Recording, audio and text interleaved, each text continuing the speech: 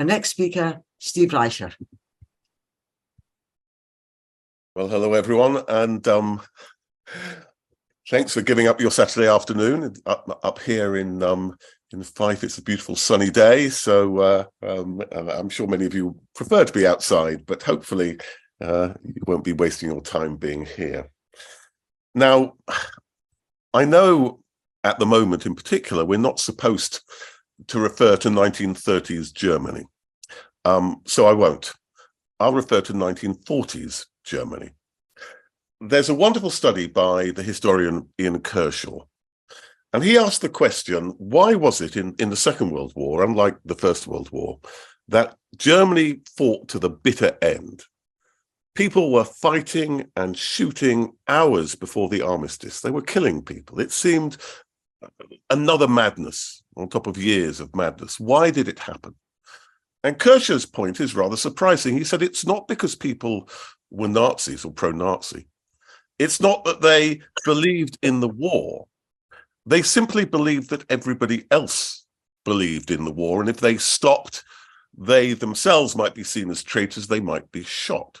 And his argument is then that the war continued, not because of what people believed, but because of what they believed about others.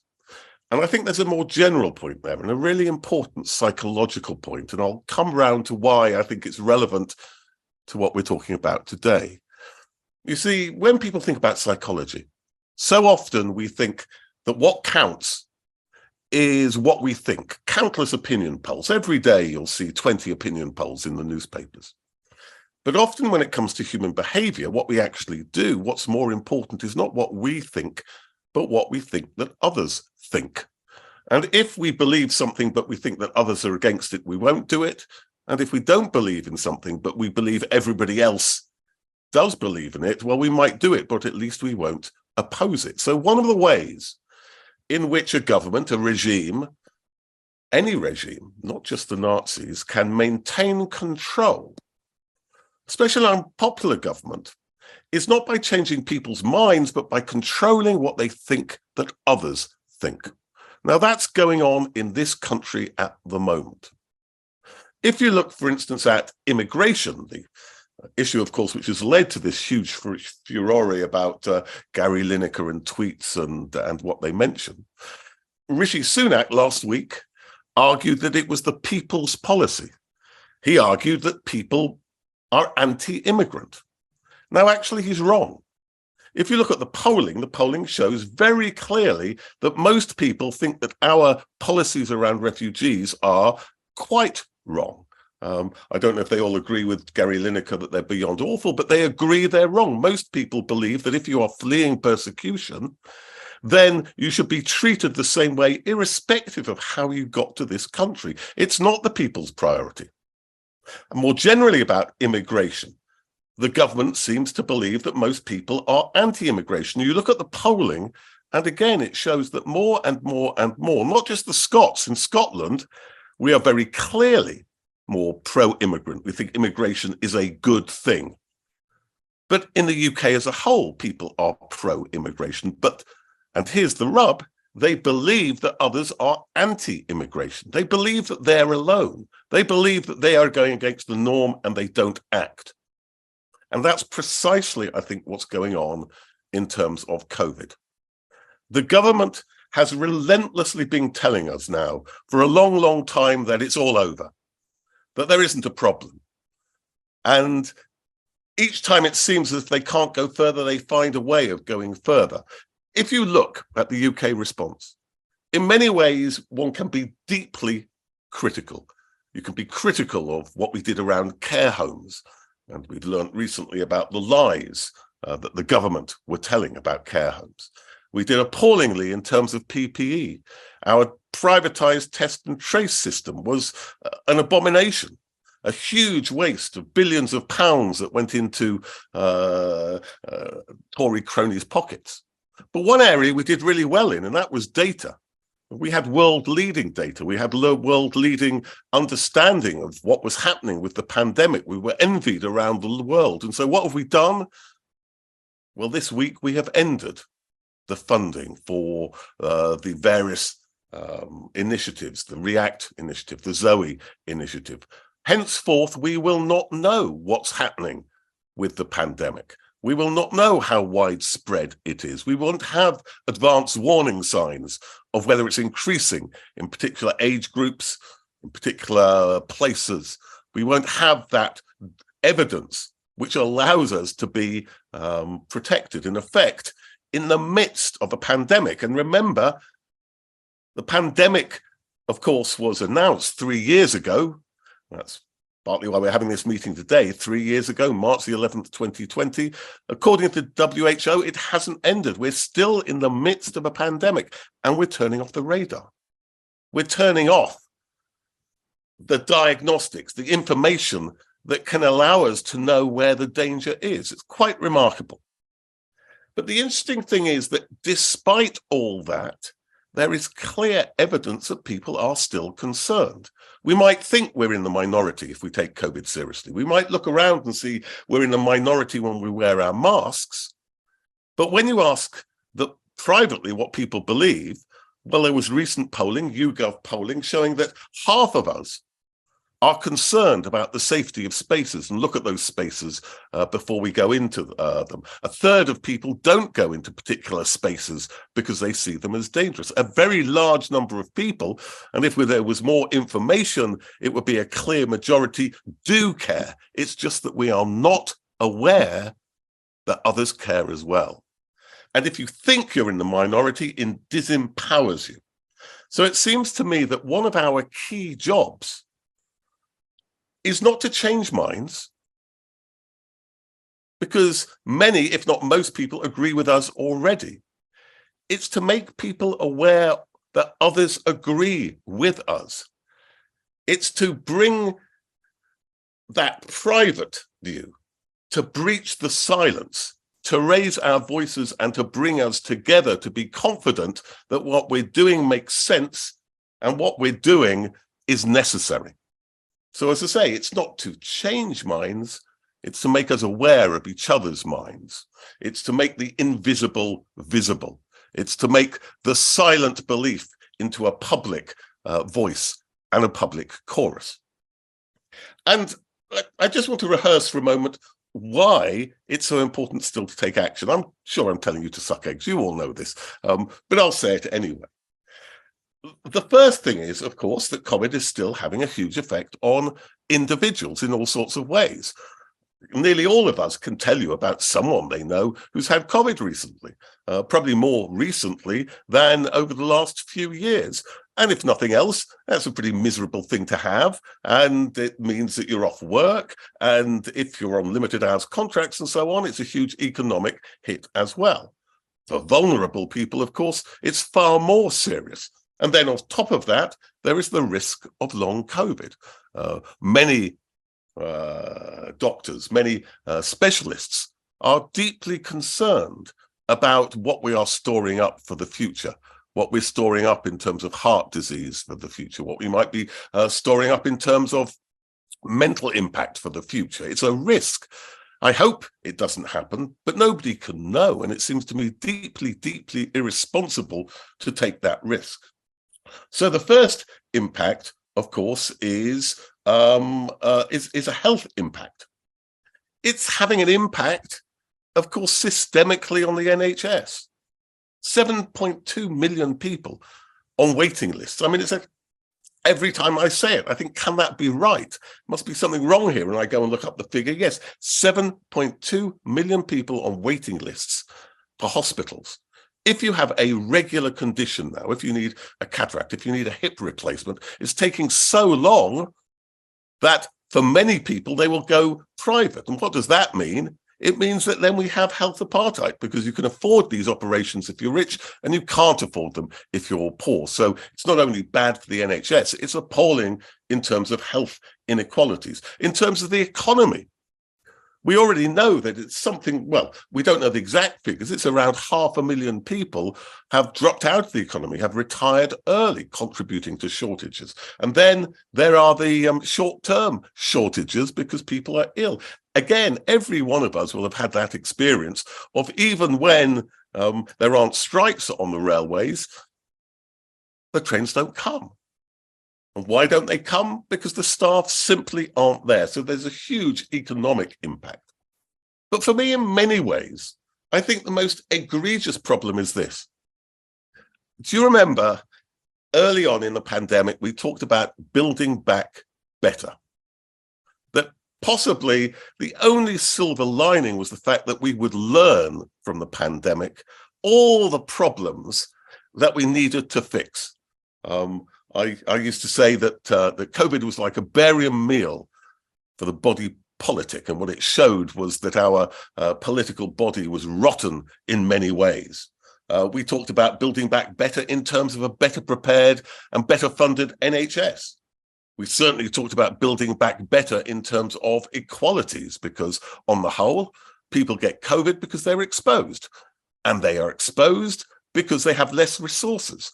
That if young people were getting the infection in 2020, it's not because they wanted to kill their grannies, as Michael Gove suggested when he urged them not to do so. It's because, as Nicola Sturgeon stressed, young people, number one, are more likely to live in multi-occupancy houses. Number two, are more likely to have public-facing jobs. And number three, are more likely to have public transport. So the less resource you have, the more exposed you are. So, of course, it's a disease of inequalities.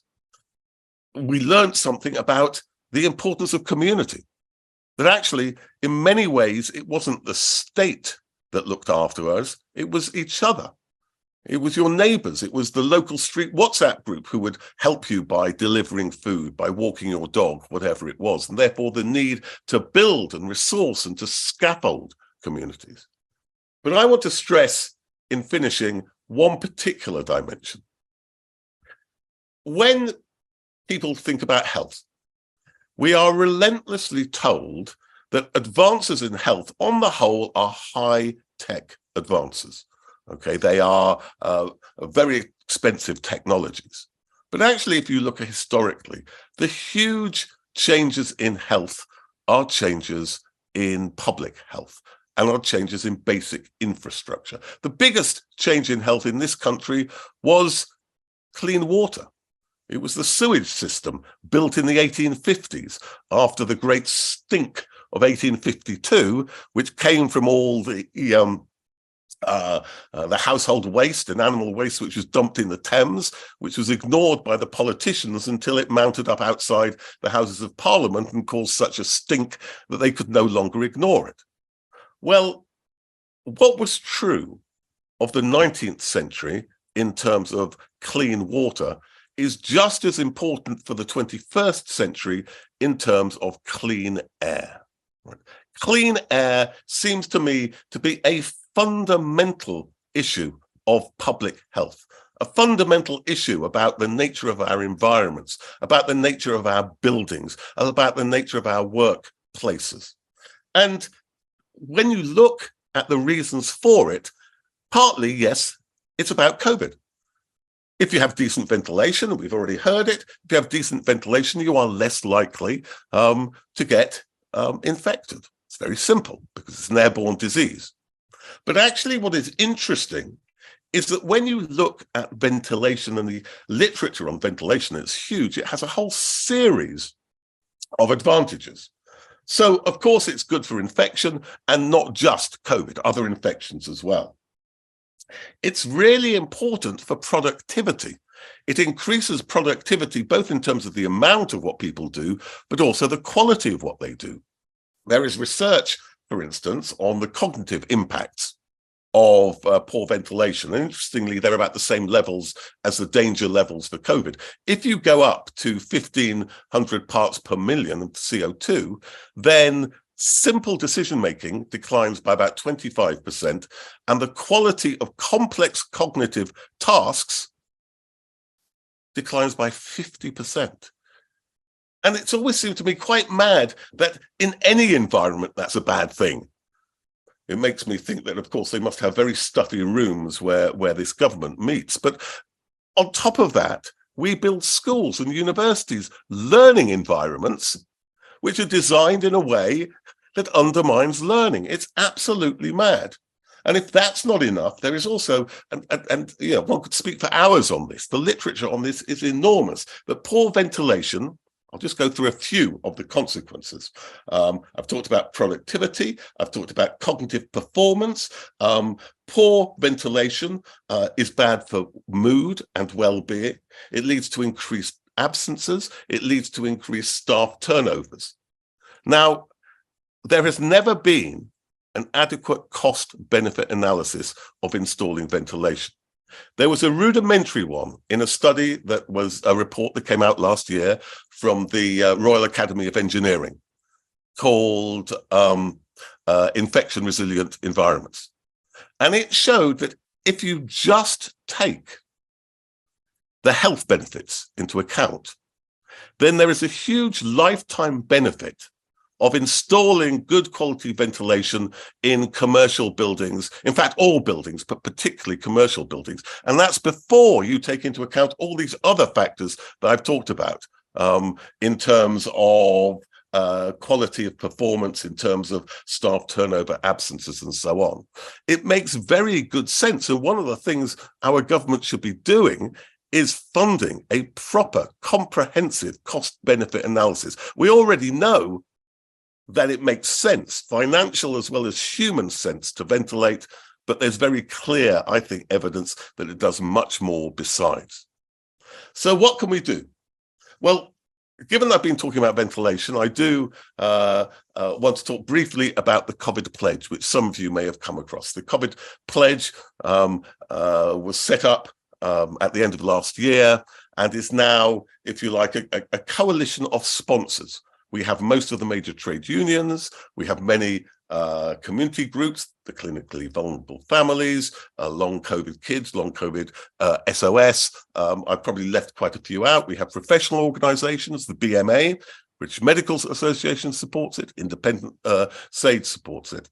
And the aim is to initiate a dialogue with employers. It's not a long list of things that employers must do, right? Because we want to get our foot in the door to push further. So it simply asks them, employers, to sign up, individual businesses to sign up, to say, number one, that they take the health and safety of their customers and their staff seriously. Number two, that they will assess their environments and ventilation. And number three, they will make sure that staff who are unwell are financially and practically able to stay at home. And we have now about 100 employers, some local cafes, some big national organizations. But in the week of the 20th of this month, because it will be the third year since the first lockdown on March the 23rd, 2020, we're having a week of action. And in that week of action, we would like trade unions to approach their employers to get them to sign up to the pledge. We would like members of community groups to go into the shops that they frequent and ask people to sign up. We would like people just to do something, doesn't matter how small. It might be wearing a badge. It might be putting up a poster in your window, just to say, you're not alone. COVID isn't over, and we're aware that COVID isn't over. If you want more information, and I hope you do, our website has been transformed. It's now very good. It's actually got quite a few of the resources that were talked about earlier. So it's got in detail how to build one of these home air filters. It's got information about how to do a ventilation audit in your workplace or in your home. It's got a series of campaign materials. So I would urge you to look at the COVID pledge website to try and find out what's going on in your trade union, on your locality, and to take some action in that week of action. And let me just finish by, as I began, by making this point. Sometimes I think we are not confident or bold enough, because although we know that what we say makes sense, we think we're in the minority. And therefore, the message we need to say to ourselves and to others is that actually, no, we are the majority. Okay. We have the power. And if we become aware of that, we will be able to use it and we will be able to make a difference.